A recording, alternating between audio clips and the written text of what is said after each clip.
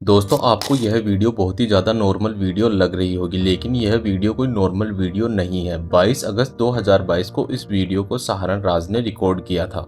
इस वीडियो को देखने के बाद आपको समझ आएगा जो इंसान आपके साथ है वो सच में आपके साथ है या नहीं। तो चलो कहानी शुरू से शुरू करते हैं। यह वीडियो सहारण और गरिश्मा की है। हम इस वीडियो से 10 महीने पहले चलते हैं, अक्टूबर 2021। केरला के तिरुवनंतपुरम में रहने वाला सहारण बस में आता है और उसकी नज़र गरिश्मा पर पड़ती है और गरिश्मा भी उसको उसी नज़र से देखती है। सहारण को गरिश्मा के पास वाली सीट ही मिल जाती है। सहारण और गरिश्मा की बात होती है और यह बात धीरे धीरे बहुत ज्यादा आगे बढ़ जाती है। 23 साल का सहारण राज मेडिकल मिशन क्रिश्चियन कॉलेज में बीएससी रेडियोलॉजी के फाइनल ईयर में था और वहीं 22 साल की गरिश्मा मुस्लिम आर्ट्स कॉलेज से इंग्लिश लिटरेचर में पीजी कर रही थी। सहारण और गरिश्मा साथ में टाइम बिताने लगे। सहारण की लाइफ में गरिश्मा बहुत ज्यादा इम्पोर्टेंट हो गई थी। सहारण अब गरिश्मा के साथ ही रहना चाहता था। 4 महीने बाद कुछ ऐसा होने वाला था जिसे सुनकर आप हैरान और परेशान हो जाओगे। गरिश्मा के घर वाले गरिश्मा की शादी फिक्स कर देते हैं, लेकिन गरिश्मा सहारण के साथ रिश्ते में थी, फिर भी वह बहुत ज्यादा खुश थी। और जिस लड़के से गरिश्मा की शादी फिक्स हुई थी वह लड़का नागरकोविल में रहता था और आर्मी की जॉब करता था। गरिश्मा की सगाई 4 मार्च 2021 को हो जाती है और 1 साल बाद शादी की डेट भी फिक्स हो जाती है। गरिश्मा की शादी फिक्स होते ही सहारण गरिश्मा से अलग हो जाता है, लेकिन गरिश्मा सहारण से वादा करती है कि वो उसी से शादी करेगी और नवंबर में उसके साथ भाग जाएगी। सहारण गरिश्मा की बातों पर यकीन कर लेता है। सहारण को लगा शायद गरिश्मा भी उसे सच्चा प्यार करती है। शादी की तारीख का पास आती है तो गरिश्मा सहारण से अलग होना चाहती है। गरिश्मा ने कुंडली में ग्रह दोष का नाटक किया। गरिश्मा ने कहा कि पंडित ने उसको उसकी कुंडली में जातक दोष बताया है जिसमें उसके पहले पति की मौत हो जाएगी, लेकिन सहारण इस बात पर यकीन नहीं करता और बोलता है यह सब बकवास बातें हैं। गरिश्मा उसको समझाने की बहुत कोशिश करती है, लेकिन सहारण उसकी बातों में नहीं आता और गरिश्मा को केरला के वेट्टकाड चर्च में ले जाकर शादी कर लेता है। शादी के बाद गरिश्मा अब सहारण को पागल बनाने में लग जाती है। जब भी वह सहारण के साथ होती तब वह सिंदूर लगाती, मंगलसूत्र भी पहनती। सहारण ने गरिश्मा को पत्नी का दर्जा दे दिया था, लेकिन गरिश्मा सहारण से अलग होने का प्लान बना रही थी। अब गरिश्मा सहारण को एक ब्रिज पर ले जाती है और साथ में मैंगो जूस की बोतल भी ले जाती है। सहारण अब उसका वीडियो बनाने लग जाता है, लेकिन गरिश्मा को यह पसंद नहीं आता क्योंकि गरिश्मा ने पहले ही एक बोतल में 50 पैरासीटामोल टेबलेट मिला दी थी। सहारण अब जूस पीता है तो उसमें उसका टेस्ट गंदा लगता है तो वह उसे थूक देता है। गरिश्मा यह देखकर घबरा जाती है। गरिश्मा को लगा शायद टेबलेट का टेस्ट जूस के टेस्ट में मिक्स हो जाएगा और सहारण को पता नहीं चलेगा। अब गरिश्मा जल्दी से दोनों बोतल को फेंक देती है और बोलती है कि शायद यह जूस खराब है। गरिश्मा अब दूसरा प्लान बनाती है। 13 अक्टूबर 2022 शाम को गरिश्मा और सहारण व्हाट्सएप पर बहुत टाइम तक बात करते हैं और रात 11:02 पर सहारण को कॉल करती है और 1 घंटे तक बात करती है और साथ में सेक्सुअल टॉक करती है और बोलती है कि अगले दिन वो घर पर अकेली होगी। उसके माँ व अंकल 10 बजे बाद बाहर चले जाएंगे। 14 अक्टूबर 2022 मॉर्निंग गरिश्मा सहारण को कॉल करती है और मैसेज करने लग जाती है। 10:15 पर सहारण अपने दोस्त रेजन के साथ गरिश्मा के घर आ जाता है। सहारण तो घर में चला जाता है और उसका दोस्त बाहर थोड़ी दूर जाकर बैठ जाता है। गरिश्मा सहारण से थोड़ी देर बातें करती है और सहारण को चैलेंज देती है कि तुम मेरा कषायम पीने के लिए मजाक उड़ाते हो तो आज तुम इसे पीकर दिखाओ। कषायम को हमारी भाषा में काढ़ा बोलते हैं। गरिश्मा ने सहारण को बताया हुआ था कि हेल्थ इश्यू की वजह से वह यह लेती है। गरिश्मा ने पहले ही कषायम में जहर मिला दिया था। जहर के तौर पर उसने अपनी माँ के घुटनों की दर्द की दवाई मिलाई थी। सहारण वह काढ़ा पी लेता है। अब जहर अपना असर दिखाना शुरू करता है। सहारण के पहले उल्टियाँ होने लगती है। सहारण उल्टियाँ करते करते बाहर आ जाता है। सहारण का दोस्त रेजन यह देखता है तो सहारण को बाइक पर बिठाता है और वहाँ से निकल जाता है। सहारण का दोस्त यह देखकर बहुत ज्यादा कंफ्यूज था कि अचानक उसकी तबीयत कैसे खराब हो गई।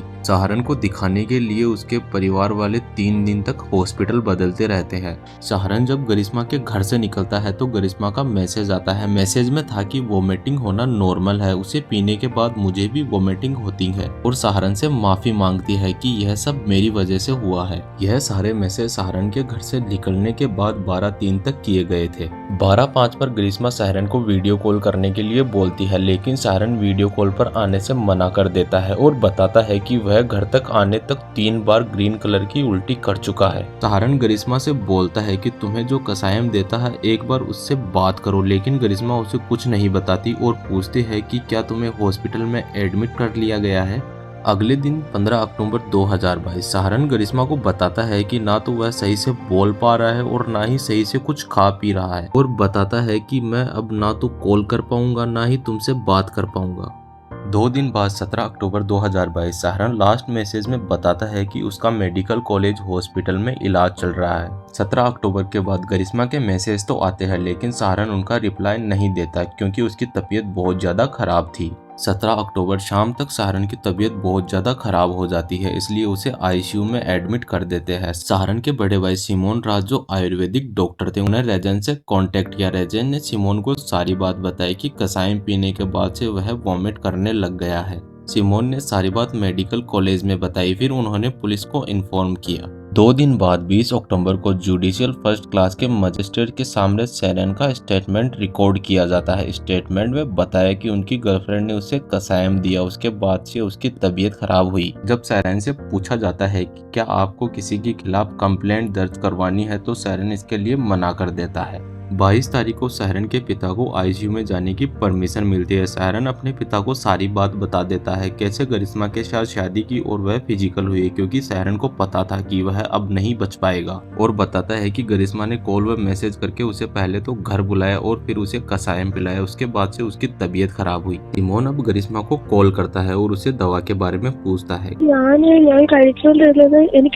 गरिश्मा सिमोन से बोलती है कि उनके घर कैलिकट से एक डॉक्टर आया था, उन्होंने यह कसायम बताया था। सिमोन जब दवा के बारे में पूछता है तो वह उसे गलत दवा बताती है, और जब सिमोन उससे पर्ची मांगता है तो वह बोलती है कि डॉक्टर ने उसे कोई पर्ची नहीं दी। 11 दिन के इलाज के बाद मल्टीपल ऑर्गन फेलियर के कारण 25 अक्टूबर 2022 5:55 पर सहारन की मौत हो जाती है। 20 अक्टूबर 2022 सिमोन ने परसाला पुलिस स्टेशन पर अपना स्टेटमेंट दिया और एफआईआर दर्ज करवाई। 31 अक्टूबर को गरिश्मा को पुलिस स्टेशन बुलाती है। गरिश्मा एक झूठी कहानी पुलिस को बताती है कि उसके मंगेतर को उसके बारे में पता चल चुका था और वो समझ गया था कि दोनों एक दूसरे से प्यार करते हैं, इसलिए वह बिना घर वालों को बताए इस रिश्ते से पीछे हट जाएगा। लेकिन 13 अक्टूबर 2022 को सहारन ने मिलने को बोला और गरिश्मा के मना करने पर भी वह 14 अक्टूबर को उसके घर आ जाता है। सहारन घर आने के बाद बेड पर पड़ा एंगेजमेंट एल्बम देखता है और उसका फोन चेक करता है। सहारन उसकी कॉल हिस्ट्री चेक करता है। उसे देखकर वह बहुत ज्यादा गुस्सा हो जाता है और गरिश्मा पर हाथ उठा देता है।